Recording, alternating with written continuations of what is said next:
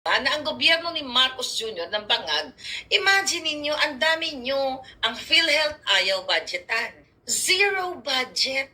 Ang PhilHealth ay para sa kalusugan ng bawat mamamayang Pilipino.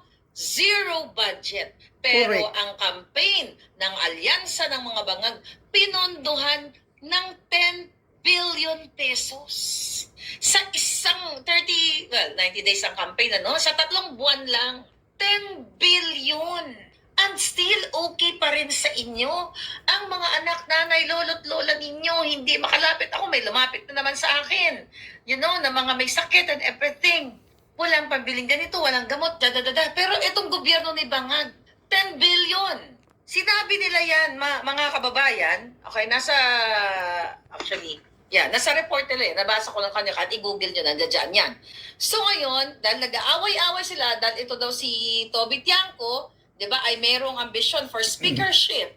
Kaya siya ay nagbukelya sa inyo, nagbukelya sa interview pala niya, sa ABS interview niya, na kung saan na inamin na talagang binayaran with the Basbas o Bangag Jr. na binayaran itong 200 plus, was it 200? Ilang mga kongresista ang pumirma doon? Anyway, para i-impeach si Inday Sara, inamin mismo na sinuhulan nila.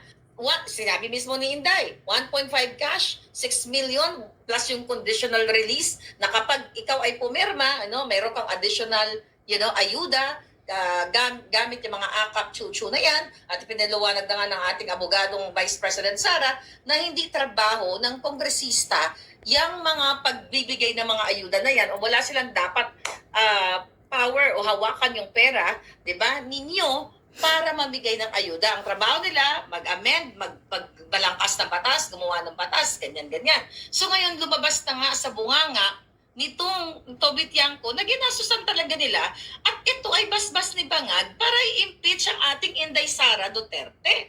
Hindi, this is, fake news na naman to. Hindi magjugjugan silang dalawa. Di ba, inamin na nila. Kaya nga ngayon, mga kababayan, ang nakikita natin dyan, baka magkaroon talaga ng dugo-dugo, magdugo-dugo, magligo-ligo sila dyan, di ba? Magdugo-ligo, ito mismo sila. Maganda yun. Habang pinapanood natin sila na nagbo-boxing, di ba kabog, sige lang. At habang lumalakas ang ating prinsesa ng Kalawakan, di ba? At talagang lumalaban sa kanilang harap-harapan, at sinasabi nga nito ni Prinsesa ng Kalawakan, kailangan, excited na siya. Excited ba sinabi niya? Gusto niya na talaga magkaroon ng dugo-ligo na labanan dyan sa impeachment na yan. At to that, mailabas na kung ano man yung ebidensya niya. Hindi mo alam, baka biglang magulat na lang tayo, meron palang touchscreen na, invisible na, ito yung mga chika boom. May dala pala si Inday na napakalaking touchscreen na, press the button, gaganon, pipindutin mo na lang yung button, nandoon na lahat ng ebidensya. Kaya ngayon, naaalarma sila. Ngayon, ano gagawin nila? Dahil ang sinasabi dito sa news, nag-abala daw, kumbaga ang pinagdunan doon ng pansin ni Toby Tiangco ay yung i-maintain o manatili iyang si Escudero, di ba, dyan sa leadership niya sa Senate or hanggang 2028 pa. So, imbis daw, sinisisi siya ngayon. Kaya daw sila natalo, itong mga alyansa ng mga Bangag, because of Toby Tiangco. Dahil una, tinipid yung budget. I think pinagpapaliwanag pa siya kung saan napunta yung 10 billion something na pinondo ng Bangag dyan. Well, it's not Bangag's money. It's your money, darling.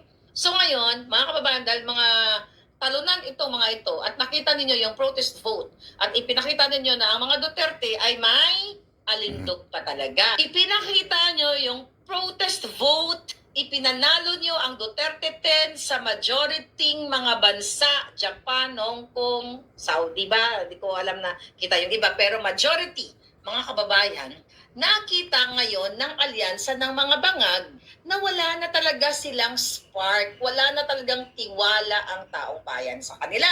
Now, dahil ang mga Duterte ngayon, sabi ko nga sa inyo, isang kalahating taon na lang, maghahanda na naman tayo sa susunod na naman na eleksyon.